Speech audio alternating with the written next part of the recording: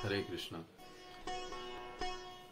नाना शास्त्र विचारनैक निपुनो, नाना शास्त्र विचारणैक निपुनो, सद्धर्म संस्थापको, सद्धर्म संस्थापको, लोकानां हितकारिणो त्रिभुवने, लोकानां हितकारिणो त्रिभुवने, मान्यो शरण्याकरो, मान्यो शरण्याकरो,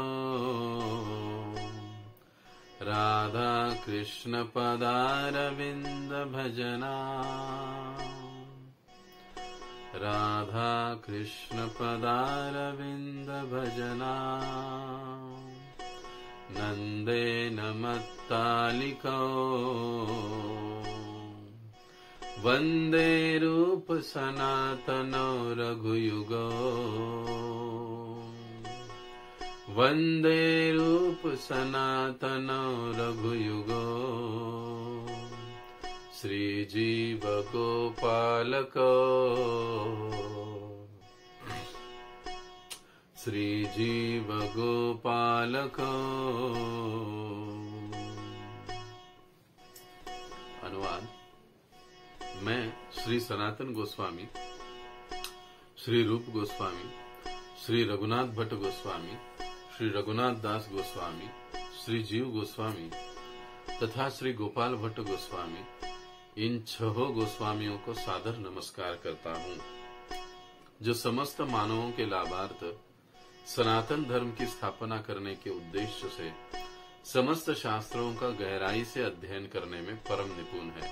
इस तरह वे तीनों लोकों में समादरित है और शरण लेने के योग्य हैं, क्योंकि वे गोपी भाव में निमग्न रहकर राधा कृष्ण की दिव्य प्रेमा भक्ति में लगे रहते हैं। बोलो श्री षड गोस्वामी प्रभुगण की जय, श्री रूप गोस्वामी पाद की जय, जगत गुरु श्रील प्रभुपाद की जय।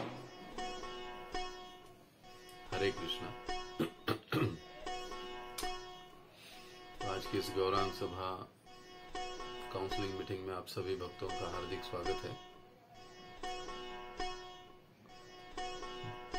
पिछले कई समय से हम भक्ति रसामृत सिंधु की कक्षाओं को चला रहे हैं। 19 अध्याय इसके पूरे करने हैं और अभी तक 16 हो चुके, आज 16वां अध्याय है।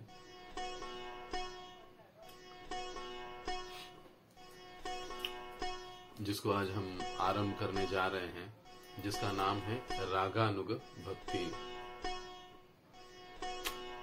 पिछले 15वें अध्याय में हमने चर्चा की थी रागात्मिका भक्ति की, कि रागात्मिका भक्ति किसे कहते हैं।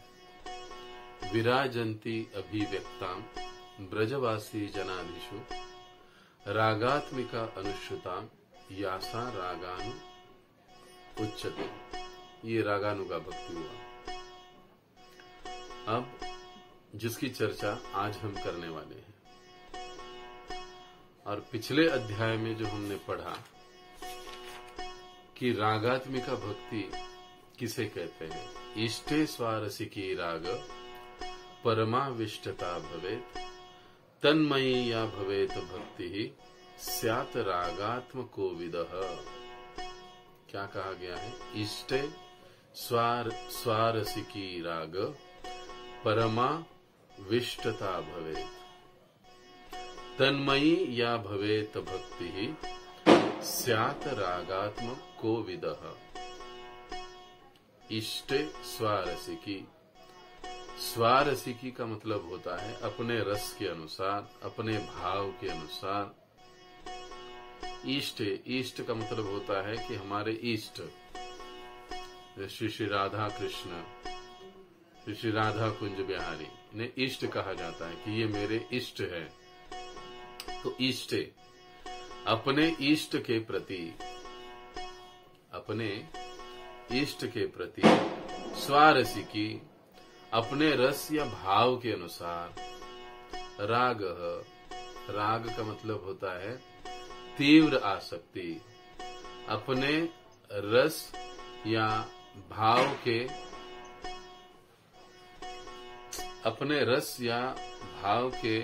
प्रति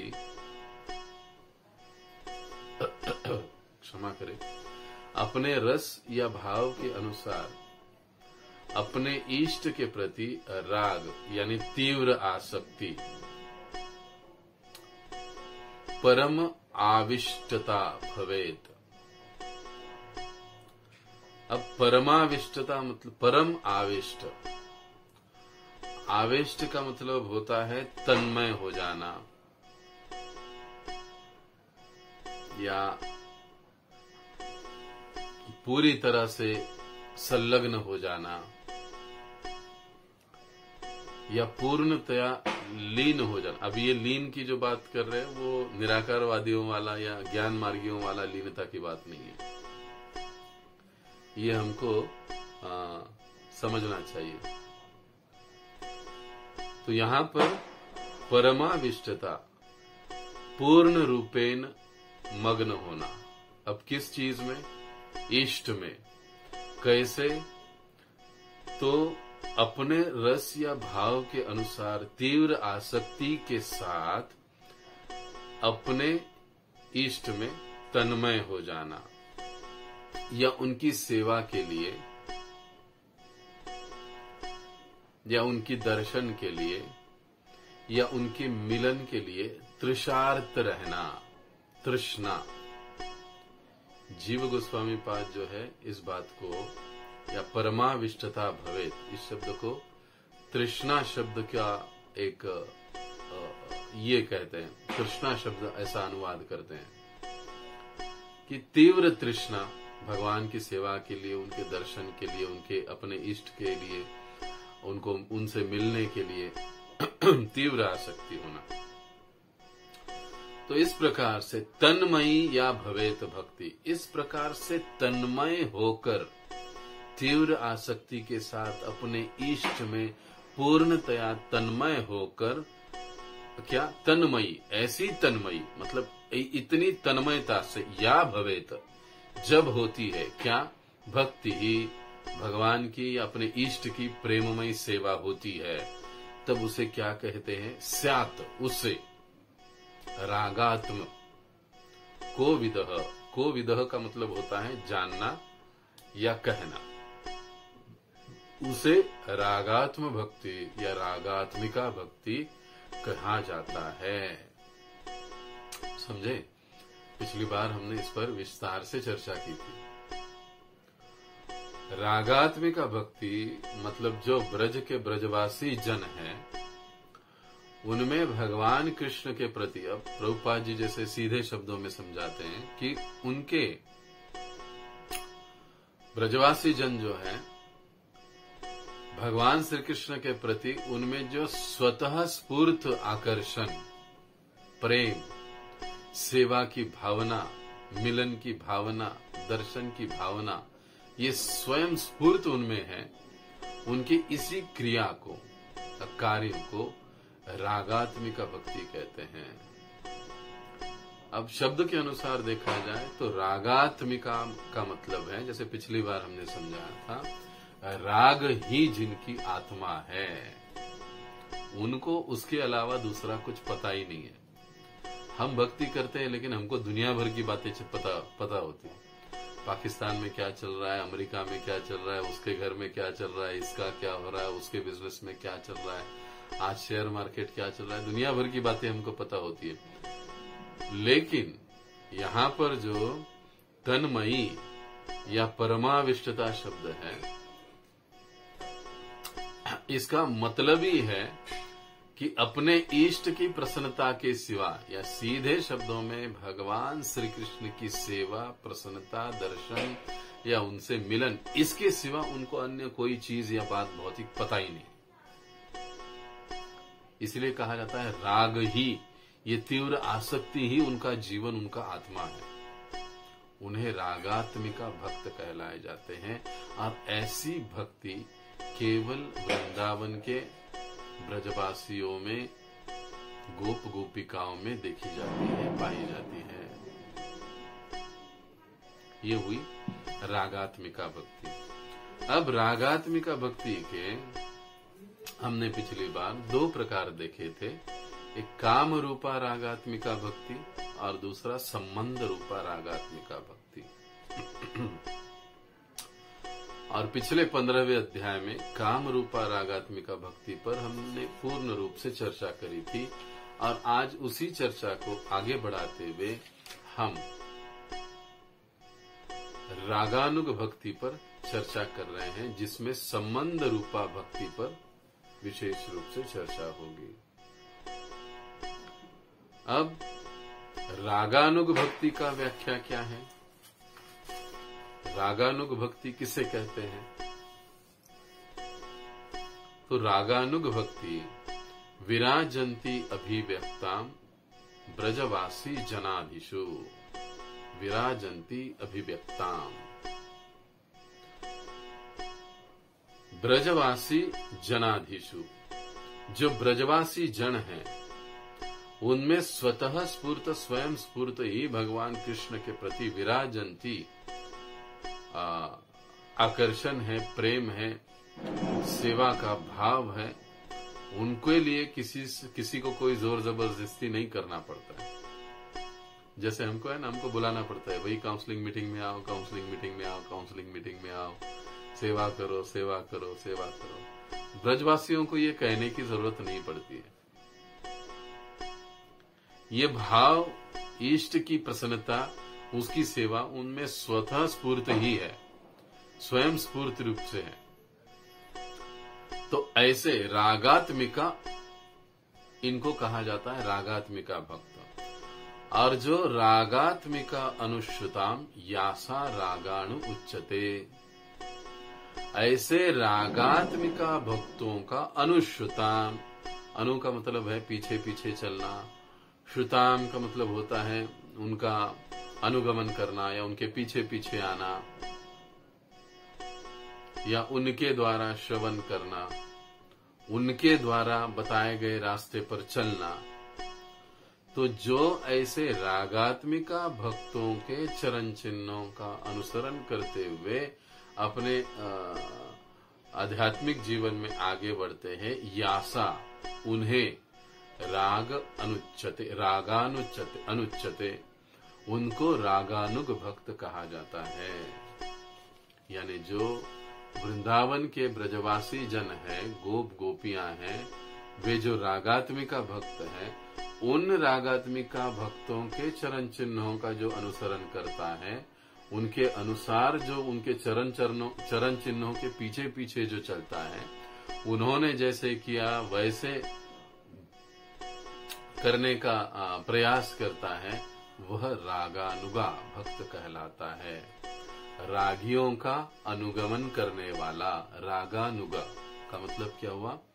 रागानुगा का मतलब हुआ राग भक्तों का अनुसरण करने वाला, अनुगमन करने वाला, वो हुआ रागानुग भक्त। तो हम लोग कैसे भक्त हैं? रागात्मिका भक्त हैं कि रागानुगा भक्त हैं? हम लोग कैसे भक्त हैं? अब इस दोनों व्याख्या में से हम क्या समझे? हम लोग कहाँ पर आते हैं? रागात्मिका भक्तों में आते हैं या रागानुग भक्त में आते हैं? कौन सी इसमें आते हैं हम लोग? कोई जवाब देगा?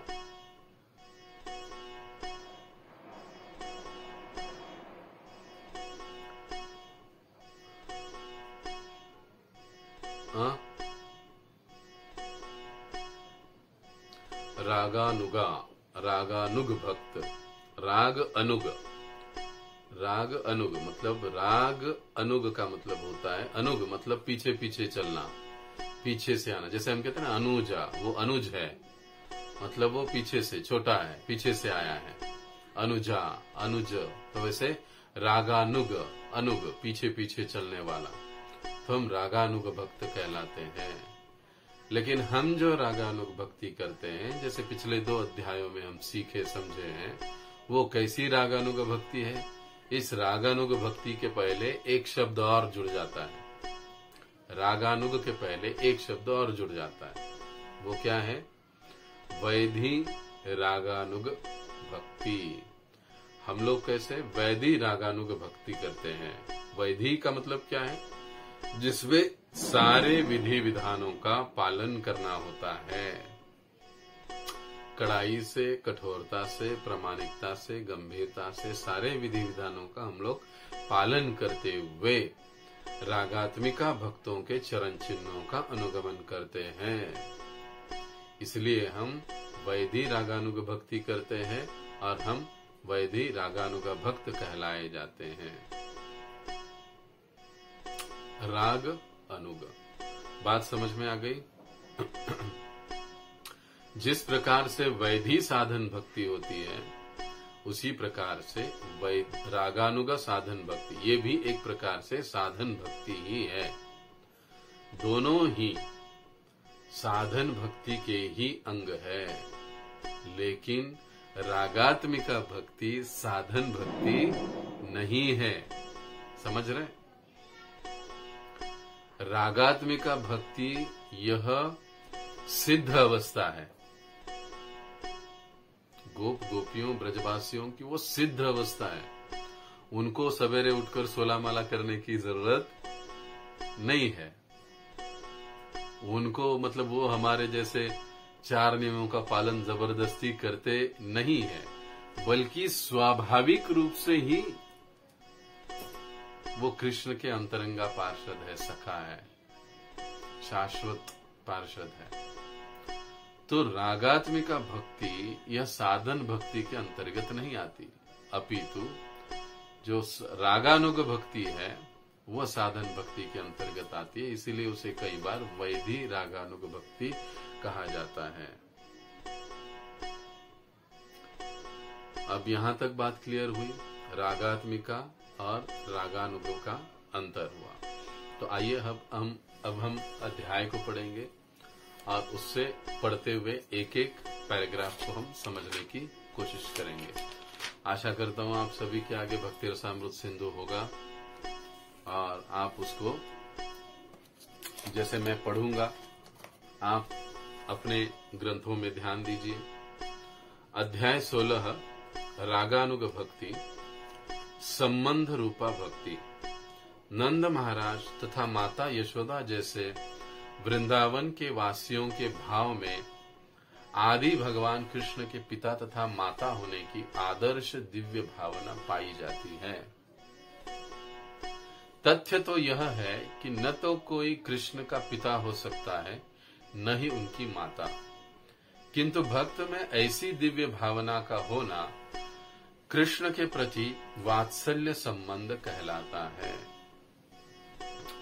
अब देखिए क्या समझाया जा रहा है यहाँ पर। संबंध रूपा भक्ति, इसका व्याख्या डेफिनेशन हो रहा है। अब संबंध रूपा भक्ति का मतलब क्या है कि किसी न किसी संबंध से जीव या वह व्यक्ति या वह साधक या वह भक्त भगवान से जुड़ जाता है।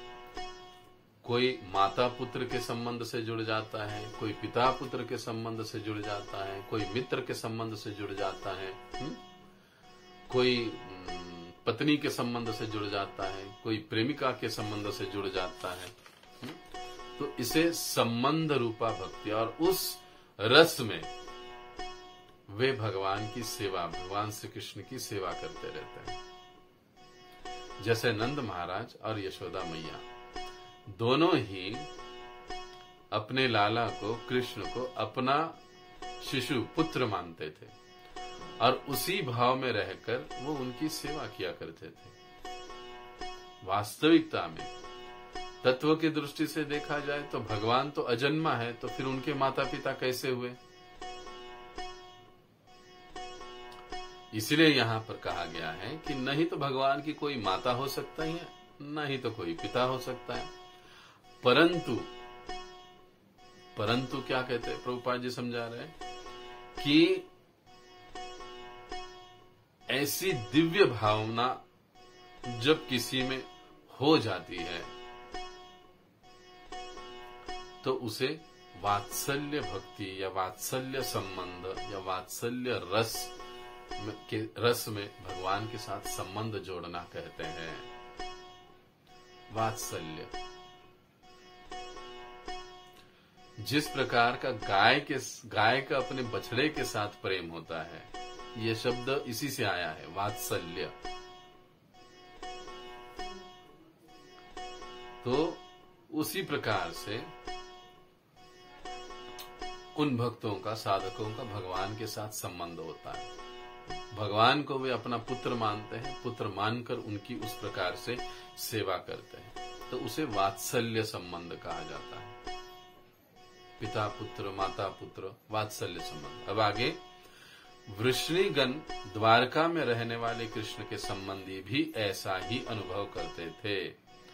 ऐसा ही अनुभव का मतलब क्या है?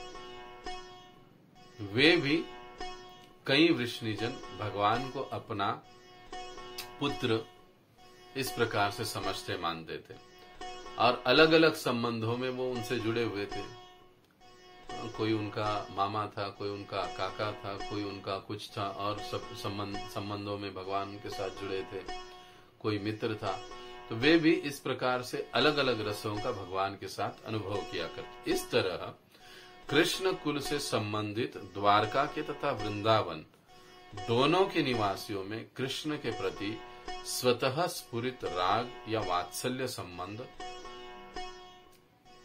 स्वतः स्फुरित राग या वात्सल्य संबंध में पाया जाता है। तो चाहे वृंदावन के वासी हो या चाहे द्वारका के वासी हो, दोनों में भी वात्सल्य रस पाया जाता है।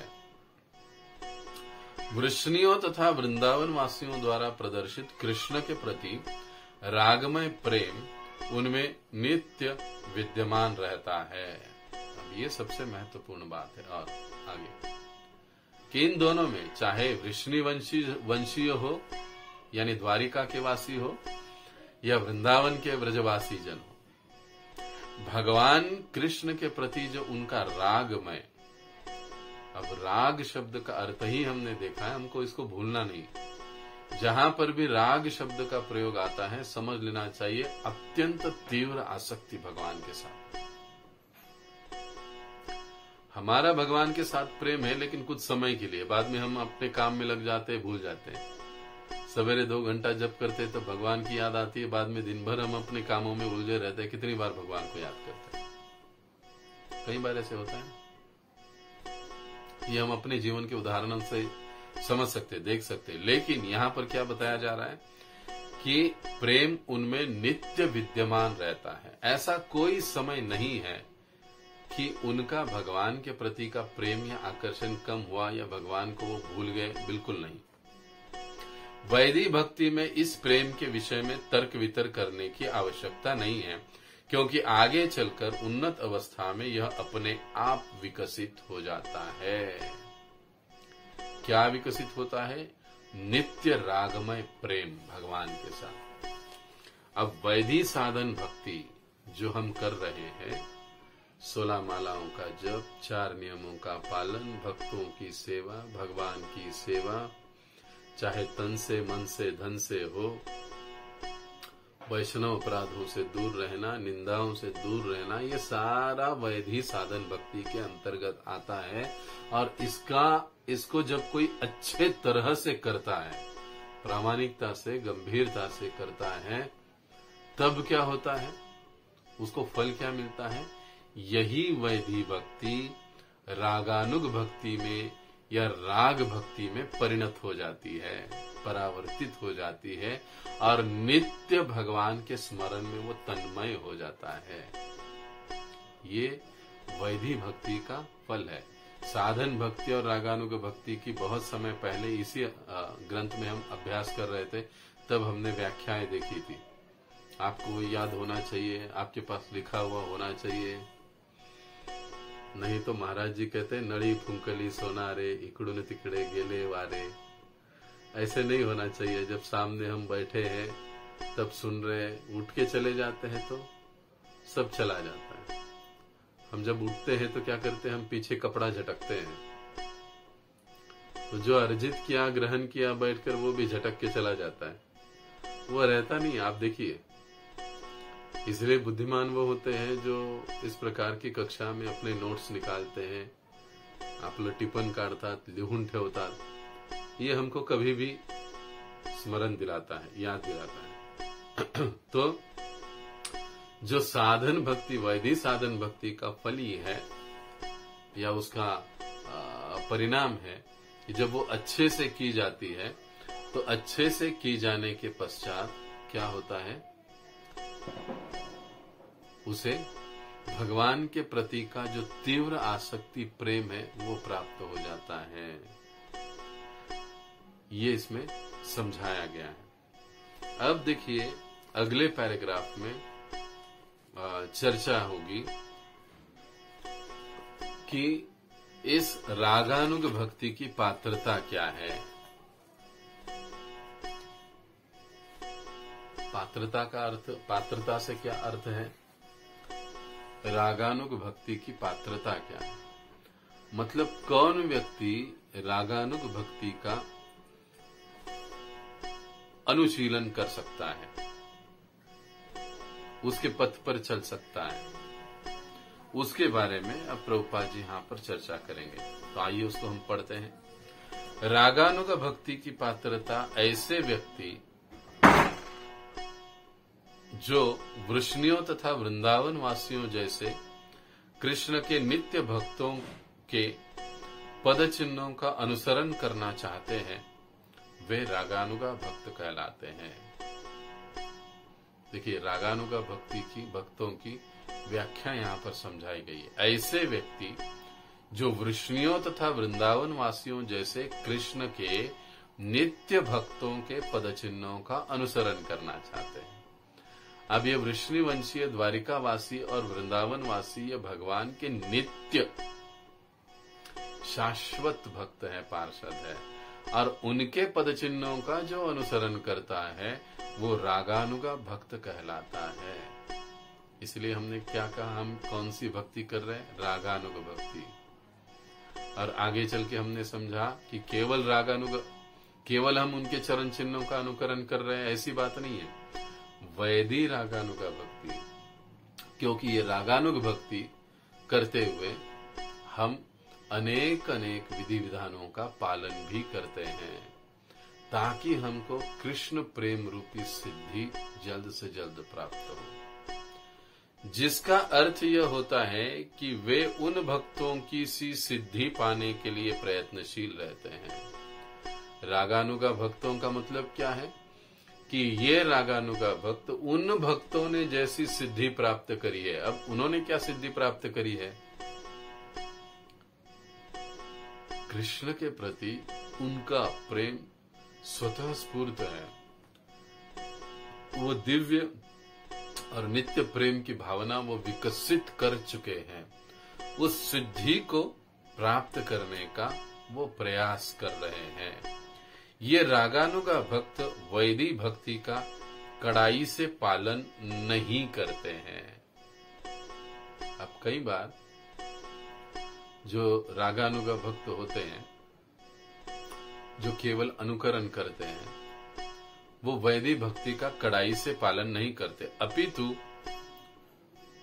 वे नंद या यशोदा जैसे किसी नित्य भक्त के प्रति अपनी रागमयी प्रकृति के कारण आकृष्ट हो जाते हैं और उनके चरण चिन्हों पर त्वरित चलने का प्रयास करते हैं। उनमें किसी भक्त विशेष जैसा बनने की आकांक्षा का क्रमिक विकास होता है और यह क्रिया रागानुग कहलाती है।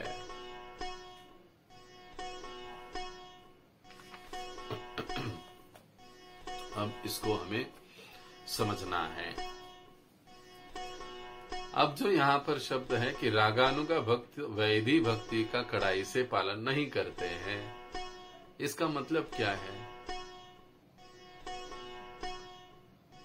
इसका मतलब ये है कि जो रागानुग भक्त होते हैं वो रागात्मिका भक्तों का बस अनुकरण करते रहते हैं और उनके जैसा कृत्य कार्य करने से ही आहिस्ता आहिस्ता उनमें भी भगवान के प्रति उस भाव का क्रमिक या उस आकांक्षा का क्रमिक विकास होते जाता है। ये महत्वपूर्ण बात है। तो इसीलिए यहां पर यह कहा गया है कि रागानुगा भक्त कड़ाई से पालन नहीं करते। अब इसको कैसे समझना है? देखिए, वृंदावन के या द्वारिका के भक्तों के भाव में चलने की जो इच्छा है वो साधारण नहीं है। जब हम सीधे इस प्रकार से इन भक्तों का अनुकरण करते हैं तो हम कई बार सहजिया बन जाते हैं। कई बार हम क्या सहजिया बन जाते हैं, तत्वों को, सिद्धांतों को ठीक से समझते नहीं है और फिर केवल हम मूढ़ी भक्त या सहजिया भक्त, मुझे ऐसे लगा इसके लिए मैं ऐसी सेवा कर रहा हूं, मुझे ऐसे लगता है इसके लिए मैं ऐसा करूंगा, इस प्रकार से वो अपने ही भाव प्रदेश में रम्मान होकर कार्य करते रहते हैं। लेकिन इसे भक्ति नहीं कहा जाता है। वृंदावन के भक्तों के भाव में चलने की ये जो इच्छा है वो साधारण इच्छा नहीं है। इसके लिए हमें बहुत लोभ होना चाहिए। अब किसके लिए लोभ होना चाहिए? जिस प्रकार से माता यशोदा कृष्ण की सेवा करती है दिन रात, कितना लोभ है उसको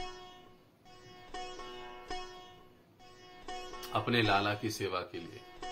ऐसा तीव्र लोभ उनके लिए हमको होना चाहिए, तभी ये संभव। जैसे जो भौतिकतावादी लोग होते हैं वो पैसे के पीछे, धन के पीछे कितने पागल होते हैं।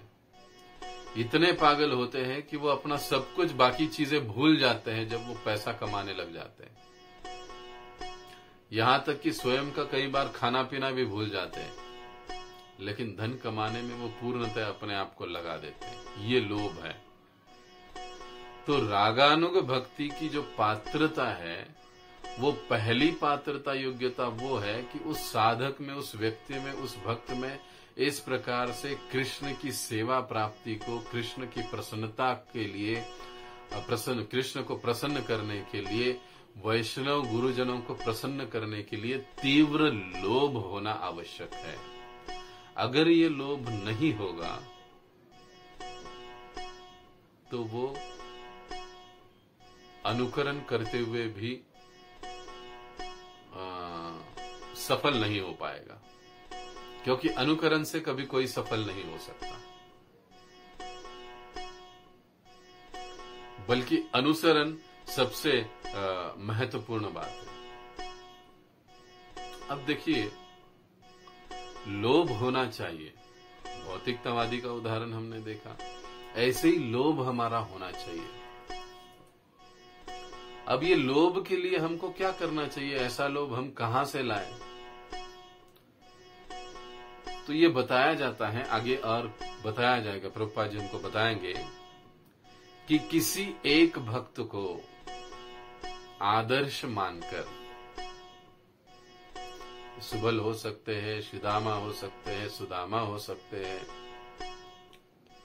ऐसे ब्रजवासियों में से किसी एक भक्त को आदर्श मानकर उनका अनुसरण करना आवश्यक होता है।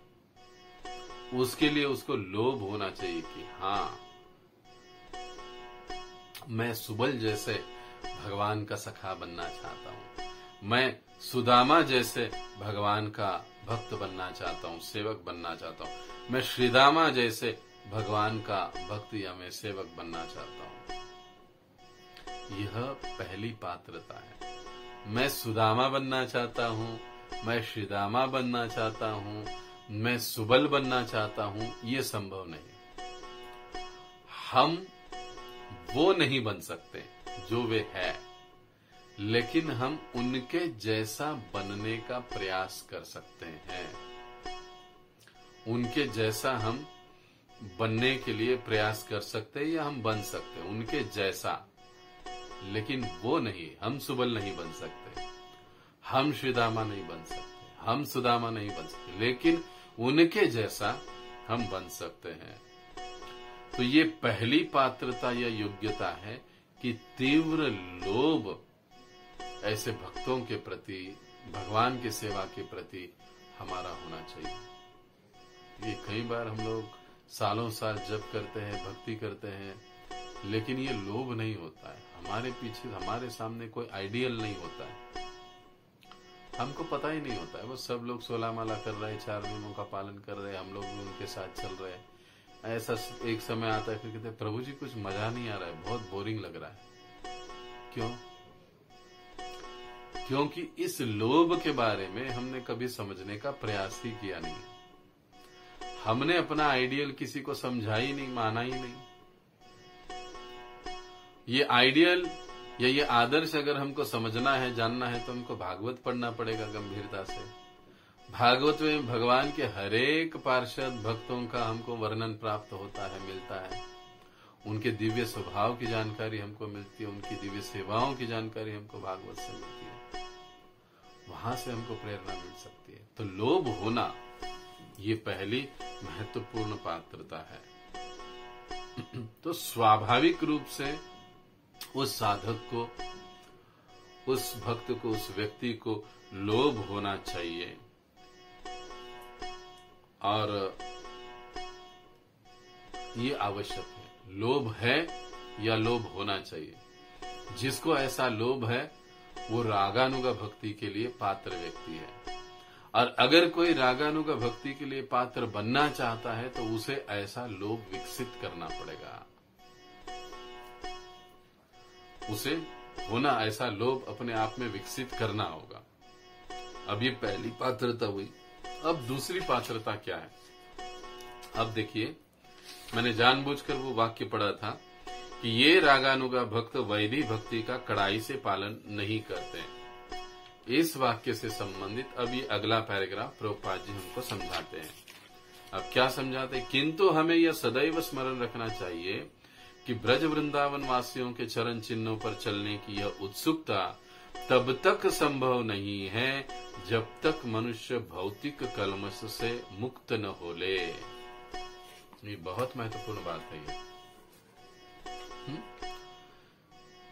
किंतु हमें यह सदैव स्मरण रखना चाहिए कि ब्रजवासियों के चरण चिन्हों पर चलने की यह उत्सुकता तब तक संभव नहीं है जब तक मनुष्य भौतिक कलमश से मुक्त न हो ले। वैदिक भक्ति के सिद्धांतों का पालन करते समय एक ऐसी अवस्था आती है जिसे अनर्थ निवृत्ति कहा जाता है, जिसका अर्थ है समस्त भौतिक कलमशों का लोप। कभी कभी कोई व्यक्ति ऐसे भक्तिमय प्रेम का अनुकरण करता है, किंतु वास्तव में वह अनर्थों अर्थात अवांछित आदतों से मुक्त नहीं हुआ होता। ऐसा देखा गया है कि तथाकथित भक्त अपने को नंद, यशोदा या गोपियों का अनुयायी तो घोषित करता है, किंतु साथ ही साथ संसारी यौन वृत्ति के प्रति उसका कुत्सित आकर्षण प्रकट होता रहता है।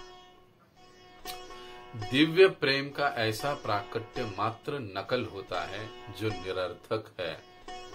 ये पूरा पैराग्राफ बड़ा ही कठोर शब्दों का प्रयोग प्रभुपाद जी ने किया है और हमको इसे हमेशा ध्यानपूर्वक पढ़ना है, एक एक लाइन को। जब कोई गोपियों के प्रेममय सिद्धांतों की ओर सचमुच त्वरित आकृष्ट होता है तो उसके चरित्र में संसारी कलमश का लेश भी ढूंढने को नहीं मिलता। अब देखिए, भौतिक कलमशों से मुक्त या अनर्थों से मुक्त होना, यह दूसरी योग्यता है रागानुग भक्ति के लिए, यह पात्रता है रागानुग भक्त बनने के लिए। पहली पात्रता रागानुग भक्त बनने के लिए क्या थी कि लोभ होना चाहिए। अब दूसरी पात्रता बताई जा रही कि भौतिक कलमशों से या अनर्थों से मुक्त होना चाहिए। ये रागानुग भक्त बनने के लिए दूसरी पात्रता है। और ये पात्रता कैसे आती है? भौतिक कलमशों से, अनर्थों से हम कैसे मुक्त होते हैं? हम मुक्त होते हैं वैदिक भक्ति का, साधन भक्ति का पालन करके। हम लोग जो 16 मालाओं का जप करते हैं, 4 नियमों का पालन करते हैं, वैष्णवों की सेवा करते हैं, भगवान की सेवा करते हैं, तन से, मन से, धन से, वैष्णव अपराधों से बचते हैं, भक्तों का गुणगान करते हैं, गीता भागवत को पढ़ते हैं, धाम की सेवा करते हैं, उनका दर्शन करते हैं, उनकी यात्रा में जाते हैं। ये सारे कार्य वैधि साधन भक्ति के अंतर्गत आते हैं। और ये वैधि साधन भक्ति का पालन करने मात्र से, अच्छे से, प्रामाणिकता से, गंभीरता से पालन करने से आहिस्ता आहिस्ता, क्षण क्षण हमारे ये जो अनर्थ है वो नष्ट होने लग जाते हैं, दूर हो जाने लगते हैं। भौतिक कल्मश हम में से अदृश्य होने लग जाते हैं, नष्ट होने लग जाते हैं। इसलिए वैधि साधन भक्ति को अच्छे से पालन करना बड़ा अनिवार्य और महत्वपूर्ण बात है। इसको अच्छे से पालन किए बिना ही जब हम आगे बढ़ते हैं, जब हम गुरु आश्रय लेने का प्रयास करते हैं, तब गड़बड़ी हो सकती है। क्योंकि जैसे प्रभुपाद जी समझाते हैं कि दिखाने के लिए तो हम लोग दिखाते हैं कि हम लोग बड़े ही अच्छे भक्त हैं, ऐसे भक्त हैं, वैसे भक्त हैं, लेकिन समय समय पर हमारे जो अनर्थ है वो हम में से प्रकट होते रहते हैं। फिर चाहे यौन वृत्ति का अनर्थ हो, काम भावना का अनर्थ हो, क्रोध का हो, लोभ का हो, ईर्ष्या का हो, द्वेष का हो, निंदा का हो, ये सारा अनर्थ हम में क्षण क्षण प्रकट होने लग जाता है, दिखता है, दिखाई देता है, और हम कहते हैं कि हम लोग बहुत अच्छे भक्त हैं। ऐसा क्यों होता है? क्योंकि हम इस साधन भक्ति को गंभीरता से लेते नहीं, पालन नहीं करते। अतएव जो व्यक्ति साधन भक्ति को गंभीरता से, प्रामाणिकता से पालन करता है तो उसका फल उसे क्या प्राप्त होता है? वो भौतिक कल्मशों से, अनर्थों से मुक्त हो जाता है। और जब वो अनर्थों से मुक्त हो जाता है तब उसे भगवान या उनके भक्तों के प्रति का जो लोभ है, सेवा का, अनुकरण करने का, वो स्वतः ही उत्पन्न हो जाता है। देखिए, ये दोनों चीजें एक दूसरे के साथ जुड़ी हुई है, इसको समझना आवश्यक है। ये लोभ, ये उसे उत्पन्न हो जाता है कल्मश दूर हो जाने के बाद। कल्मश के साथ अगर कोई कहे कि मेरा लोभ उत्पन्न हो रहा है तो ये फिर निरर्थक है। जैसे प्रभुपाद जी कहते हैं, ये केवल एक नाटक है, नकल है, और कुछ भी नहीं। इसलिए एक सच्चे साधक भक्त का कर्तव्य है कि वो अपनी साधन भक्ति पर अच्छे से ध्यान दे। यही कारण है, अब यहाँ पर प्राय हमारे ही काउंसलिंग के भक्त हैं सारे। यही कारण है कि हरिनाम दीक्षा के लिए मैं लोगों को काफी समय के बाद रिकमेंड करता हूं, क्योंकि मैं ये चाहता हूं कि आप साधन भक्ति अच्छे से करो। अगर आपका बेस, मराठीत आपण म्हणतो, जर पाया मजबूत असेल तर तुमची आध्यात्मिक इमारत जी जीवनाची आहे ती अतिशय चांगली, लॉन्ग लाइफ, टिकने वाली बनेगी। अगर वो नहीं होगा तो फिर, अगर बेस ही अच्छा नहीं तो बिल्डिंग ज्यादा दिन नहीं टिक सकती, वो ढह जाएगी। इसलिए इस बेस को पक्का करना, इस साधन भक्ति को अच्छे से करना, ये हर साधक का अपना कर्तव्य है। इसलिए सुबह प्रातः काल में जल्दी उठना, महाराज जी के साथ जप करना, 4 नियमों का अच्छे से पालन करना, यथासंभव रोज हो सके गीता भागवत के 1 आध श्लोक का पठन करना, भक्तों की सेवा करना, सत्संग में आना, नियमित रूप से सत्संग को सुनना, मीटिंग्स में सुनना, इस प्रकार का ट्रेनिंग प्रशिक्षण लेना, ये सारा साधन भक्ति के अंतर्गत आता है। ये जो व्यक्ति ठीक से नहीं करता है फिर वो आगे ज्यादा नहीं बढ़ पाता है। इसीलिए ये जरूरी है। और जब वो अच्छे से करता है तो स्वतः ही उसमें ये लोभ भगवान की सेवा का उत्पन्न होता है। फिर उसे कहने की जरूरत नहीं पड़ती, प्रभु जी आपको करने के लिए कहा था, क्यों नहीं किया आपने? वो स्वतः ही कर देता है, क्योंकि अब वो लोभ, वो प्रेम उसमें उत्पन्न हो रहा है। जितनी मात्रा में हमारे साधन भक्ति के द्वारा हमारे अनर्थ कम हो जाते हैं, उतनी ही मात्रा में भगवान कृष्ण या उनके भक्तों के प्रति हमारा प्रेम, हमारा आदर, हमारा सम्मान उनके प्रति बढ़ता जाता है। जितनी मात्रा में अनर्थ कम होते हैं उतनी मात्रा में ये चीजें भी बढ़ते जाती है। अगर ये अनर्थ कम नहीं होंगे तो ये चीजें बढ़ेंगी नहीं। सरल बात है।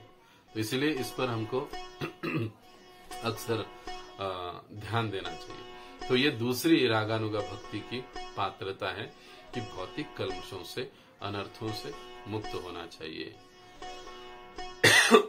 अब आगे, अतएव प्रारंभ में हरेक को चाहिए कि शास्त्रों तथा गुरु के आदेशों के अनुसार वैधि साधन भक्ति का दृढ़ता से पालन करे। देखिए वही बात यहाँ पर कही जा रही। कई बार भक्त लोग मुझे कहते हैं क्या प्रभु जी आप बार बार एक ही बात को दोहराते रहते हैं। नहीं, ऐसा नहीं है, क्योंकि यही हमारा बेस है, यही हमारा आध्यात्मिक जीवन का बेस है, साधन भक्ति का अच्छे से कड़ाई से पालन। और इसी बात को प्रभुपाद जी ने कई स्थानों पर दोहराया। अतएव प्रारंभ में हरेक को चाहिए कि शास्त्रों तथा गुरु के आदेश के अनुसार वैधि भक्ति का दृढ़ता से पालन करे। वैधि भक्ति मतलब ये जो साधन भक्ति है, जो विधि विधानों का हम लोग पालन करते हुए हम जो भक्ति करते हैं, उसको हमें अच्छे से पालन करना चाहिए। भौतिक कलमश से मुक्ति प्राप्त करने के पश्चात ही वृंदावन के भक्तों के चरण चिन्हों पर चलने की आकांक्षा करनी चाहिए। यह आकांक्षा होती है, ये अपने आप ही उत्पन्न हो जाती है जब हम अनर्थों से मुक्त हो जाते हैं। श्रील रूप गोस्वामी ने कहा है कि जब मनुष्य वास्तव में भौतिक कलमश से मुक्त हो जाता है तो वह वृंदावन वासी भक्त का स्मरण उसी के समान कृष्ण से प्रेम करने के लिए सदैव कर सकता है। ऐसी मनोवृत्ति या भाव विकसित हो जाने पर वह सदैव, यहाँ तक कि अपने मन के भीतर भी वृंदावन में वास करेगा। मन से भी वृंदावन में वास करेगा। कब होगा ये? भौतिक कल्मशों से मुक्त होने के पश्चात। मोर मन वृंदावन, या आजकल वो टी शर्ट लेकर लोग घूम रहे हैं, I lost my heart in Vrindavan, ऐसा कहते हैं। लेकिन ये तब तक संभव नहीं जब तक अनर्थों से हम लोग मुक्त नहीं होते हैं। तो अनर्थों से मुक्त होना ये हमारी पहला हमारा कर्तव्य है, हमारी पहली जिम्मेदारी है आध्यात्मिक जीवन में आगे बढ़ने के लिए, रागानुग स्तर के लिए आगे बढ़ने के लिए। तात्पर्य यह है कि यदि संभव हो तो मनुष्य को सशरीर व्रजभूमि अर्थात वृंदावन में रहना चाहिए और ब्रजधाम के भक्तों का अनुसरण करते हुए सदैव भगवान की सेवा में रत होना चाहिए। किंतु यदि सशरीर वृंदावन में रह पाना संभव न हो तो कहीं भी उस स्थिति में रहते होने पर ध्यान किया जा सकता है। वह चाहे जहां भी रहे, उसे ब्रजधाम के जीवन के विषय में तथा भगवत भक्ति में लगे भक्त विशेष के पद चिन्हों का अनुसरण करने के विषय में सदैव सोच विचार करना चाहिए। संभव है तो सशरीर वृंदावन जैसे धाम में रहकर हम सेवा में लग सकते हैं। अगर संभव नहीं है तो फिर हमें जहां पर भी हम रह रहे हैं, हमें उस स्थान पर रहते हुए सदैव वृंदावन का ध्यान चिंतन, उन भक्तों का ध्यान चिंतन करते हुए अपने आप को सेवा में निमग्न करना चाहिए। तो फिर हम जहां जाएंगे वहां पर वृंदावन धाम होगा। जो भक्त वास्तव में कृष्ण भावनामृत में आगे बढ़ चुका हो और भक्ति में निरंतर तल्लीन रहता हो, उसे चाहिए कि वह सिद्धि प्राप्त कर लेने पर भी अपने आप को प्रकट न करे। दिखावा नहीं करना चाहिए, मैं बहुत बड़ा भक्त हूँ, अच्छा भक्त हूँ, आदि आदि आदि। और अगर हम लोग अनर्थों से मुक्त भी हो गए, आगे भी बढ़ गए, तो हमें कभी उसको प्रकट नहीं करना चाहिए। भाव यह है कि जब तक वह सशरीर वहां पर रहे तब तक उसे नवदीक्षित की भांति आचरण करना चाहिए। ये एक बहुत महत्वपूर्ण चीज है, बात है।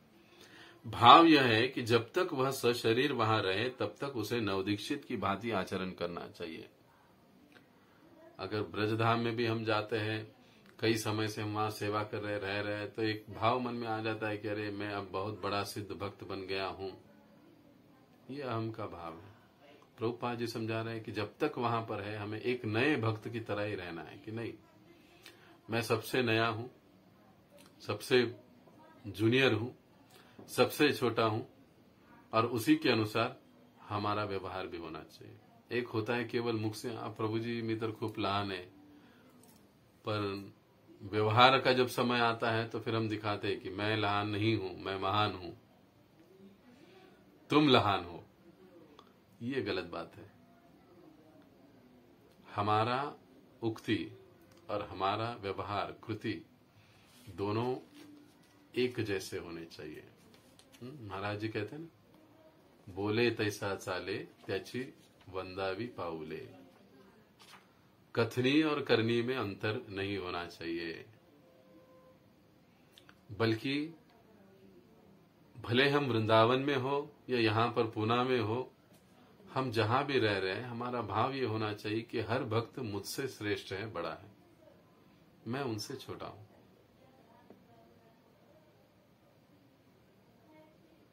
इस भाव के साथ जो व्यक्ति चलता है वह सतत हरि कीर्तन कर सकता है। तृणादपि सुनीचेन तरोरपि सहिष्णुना अमानीन मानदेन कीर्तनीय सदा है। तो ये समझ होना और इसे समझकर व्यवहार में लाते हुए चलना, ये साधन भक्ति का एक बहुत महत्वपूर्ण भाग है। उसको समझना चाहिए हमको। कई बार ऐसे होता है कि 2-4 साल होते हैं या कई बार दीक्षा हो जाती है, 8-10 साल हो जाते हैं, तो भक्त सोचता है कि अब मैं बहुत बड़ा हो गया हूं, इतना बड़ा हो गया हूं कि अपने शिक्षा गुरु से भी बड़ा हो गया हूं, उसके साथ जो बाकी के भक्त हैं उसके साथ उनसे भी मैं बड़ा हो गया हूं। ऐसे लोगों का सोच हो जाता है। ये काफी हानिकारक है आध्यात्मिक जीवन के लिए। ऐसे कभी नहीं होना चाहिए। हमको हमेशा यही सोचना चाहिए। देखिए, श्री चैतन्य महाप्रभु मायावादियों की सभा में गए। श्री चैतन्य महाप्रभु जो साक्षात भगवान है, उन्होंने देखा पूरा जो वहां का कमरा था पूरा भरा हुआ था, प्रवचन चल रहा था वहां पर। श्री चैतन्य महाप्रभु पीछे से आए, उन्होंने देखा जगह नहीं है, दरवाजे के पास पैर पहुंचने का जो वहां पर वो कपड़ा पड़ा हुआ था, उसी पर जाकर वो वहीं पर बैठ गए। चैतन्य महाप्रभु साक्षात भगवान है।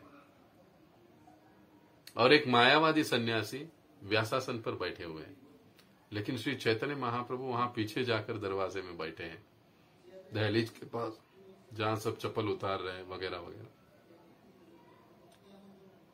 ये विनम्रता है। ये विनम्रता का भाव श्री चैतन्य महाप्रभु का हमारे संप्रदाय में बहुत महत्वपूर्ण है, जो उन्होंने दिया है। इसलिए परम पूज्य राधानाथ महाराज जी अक्सर कहा करते हैं कि ये जो श्लोक अभी हमने गाया चैतन्य शिक्षाष्टकम का, तृणादपि सुनीचेन तरोरपि सहिष्णुना, इसका ताबीज बनाकर गले में पहनना चाहिए, शो के लिए नहीं। महाराज जी के कहने का तात्पर्य है कि हमको उसे वास्तविकता में जीना सीखना चाहिए। इसी को हमारे परम पूज्य गुरु महाराज भी कहते हैं, be simple and live simple. साधे रहा, साधे जगा। अवडंबर करते हुए, ज्याला मराठीत आपण म्हणतो अवडंबर करून जगणं, ढोंग करून जगणं, हे भक्तीचं अंग नाही किंवा भक्तीचं लक्षण सुद्धा नाही। तो इन चीजों को समझते हुए आगे बढ़ना। जब इन छोटी छोटी चीजों को हम ध्यान में रखते हैं और आगे बढ़ते हैं, तो मैं आपको दावे के साथ कह सकता हूं कि आप बहुत जल्द सभी आत्म साक्षात्कार के स्तर को पहुंच सकते हैं। फिर दुनिया इधर से उधर हो जाए, आप कृष्ण भावना से कभी हिलेंगे नहीं। दुनिया इधर की उधर हो जाए, लेकिन आपका सोलामाला कभी चुकेगा नहीं, समय पर ही होगा। लेकिन इन छोटी छोटी बातों को गौर करना, ध्यान देना भी उतना ही आवश्यक होता है। तो आगे ये कहा जा रहा है, देखिए, तो चैतन्य महाप्रभु भी हमको इसकी शिक्षा देते हैं कि हमको अक्सर नवदीक्षित अपने आप को समझना चाहिए, नया समझना चाहिए कि आने वाला हर भक्त जो है वो मुझसे श्रेष्ठ है। ऐसे भाव में ही हमको उनके साथ व्यवहार करना चाहिए। भक्त तक को भी वैधि विधि के क्रियाकलाप क्षमा कीजिए, यहां तक कि शुद्ध भक्त तक को भी वैधि भक्ति के क्रियाकलाप करने चाहिए।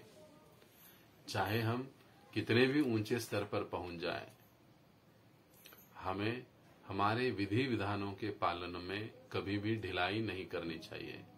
चाहे शुद्ध भक्त भी हो जाए, रागानुग भक्त भी बन जाए, तो भी वैदिक भक्ति का, सिद्धांतों का, विधि विधानों का पालन हमें करते रहना चाहिए। प्रभुपाद जी के शिष्यों को देखिए, परम पूज्य राधानाथ स्वामी महाराज, गोपाल कृष्ण गोस्वामी महाराज, भक्ति विकास स्वामी महाराज, परम पूज्य लोकनाथ स्वामी महाराज, इनको देखिए, इतने ऊंचे स्तर पर भक्ति के स्थित होने पर भी आज भी वह एक नए भक्तों की तरह सुबह जगकर मंगल आरती करके 16 मालाओं का अपना जप करते, विधि विधानों का पालन करते, सारी चीजों का वो आज भी पालन करते। हम शिष्यों के लिए ये उनकी सबसे महत्वपूर्ण सीख है। लेकिन हम गड़बड़ा जाते हैं, थोड़ा बहुत कुछ मिल जाता है तो हम उसमें अहम में थोड़ा सा बह जाते हैं और अपने आप को बड़ा मानते हैं। लेकिन अपने आप को जब हम बड़ा मानते हैं, इसका मतलब है कि माया ने अपना काम कर दिया है। जब तक हम ये मानते हैं और मानकर चलते हैं, व्यवहार भी वैसे करते हैं कि मैं सबसे छोटा हूं, मैं सबसे विनीत हूं, आने वाला हर भक्त जो है मुझसे श्रेष्ठ है, अच्छा भक्त है, इस भाव के साथ जब हम व्यवहार करते हैं तो कभी वैष्णव में अनबन भी नहीं होगा, किसी का निंदा भी नहीं होगा, संबंध भी अच्छे रहेंगे और एक साथ अच्छे से आध्यात्मिक जीवन में प्रगति भी करेंगे। भगवान के साथ अपने वास्तविक संबंध की अनुभूति हो जाए तो वह भगवान के किसी विशेष भक्त के मार्गदर्शन में वैधि सेवा करते हुए अपने भीतर भगवान का चिंतन कर सकता है और उस भक्त विशेष का अनुसरण करते हुए दिव्य भावों को विकसित कर सकता है। जैसे हमने कहा कि किसी एक भक्त को हम अपना आदर्श मानकर आगे चल सकते हैं कि मुझे इनके जैसा बनना है, इनके जैसा चलना है। जैसे हमारे कई सारे वैष्णव आचार्य गण हैं, कुछ गृहस्थ भी हुए हैं, उनके जीवन चरित्र, उनका जीवन यापन, उनको देखकर हमको प्रेरणा लेनी चाहिए कि हाँ, मुझे भी इनके जैसे होना चाहिए, चलना चाहिए, बनना चाहिए, करना चाहिए। ऐसा आदर्श सामने रखकर जब हम चलते हैं तब आगे बढ़ना काफी आसान हो जाता है। लेकिन अगर सामने कोई लक्ष्य ही नहीं है, बस सब कर रहे हैं इसके लिए मुझे भी करना है, सबको दीक्षा लेनी इसके लिए हमको भी ये करना पड़ेगा, अगर ऐसे ढीले भाव से हम चलेंगे तो जो वास्तविक जो कृष्ण प्रेम है, आकर्षण है, उससे हम काफी दूर रहेंगे। तो ये बेहद जरूरी है इन छोटी छोटी चीजों को समझना। मैं जानबूझकर इस पर जोर देता हूं क्योंकि हमको यही चीजें आगे बढ़ाने में काफी सहायक होती है कृष्ण भावना में।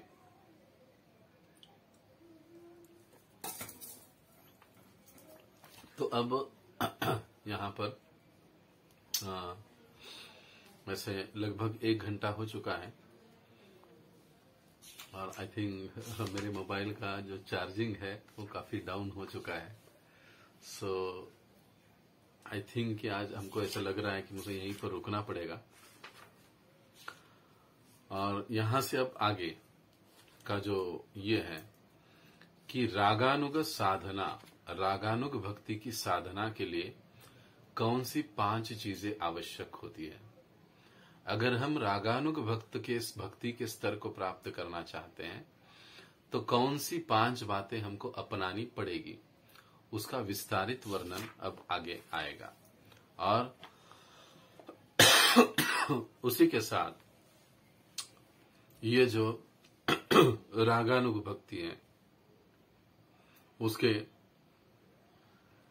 2 भाग हैं, वो 2 भाग या प्रकार कौन से हैं और उसको कैसे हमें समझना है, उस पर विशेष रूप से चर्चा अगले मंगलवार के दिन होगी। तो यहाँ पर हम रुकेंगे। बहुत बहुत धन्यवाद। कई सारे भक्त वृंदावन यात्रा वगैरह गए हैं, इसलिए आज ऐसे लग रहा है कि उपस्थिति काफी कम है। एक दूसरे को जागरूक कीजिए और सभी समय पर उपस्थित रहिए अगले मंगलवार को। तो ये जो आधा अध्याय बचा है लोग अगले मंगलवार को पूरा करेंगे। तो यहाँ पर हम रुकते हैं। किसी कोई प्रश्न है तो आप पूछ सकते हैं जरूर।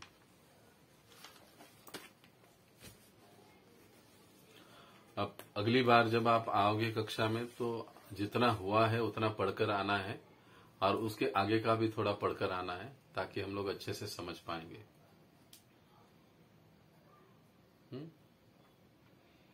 तो किसी का कोई प्रश्न है तो आप पूछ सकते हैं, नहीं तो हम यहाँ पर रुकते हैं। बहुत बहुत धन्यवाद। हरे कृष्ण। जगत गुरु श्रील प्रभुपाद की जय। अनंत कोटि वैष्णव वृंद की जय।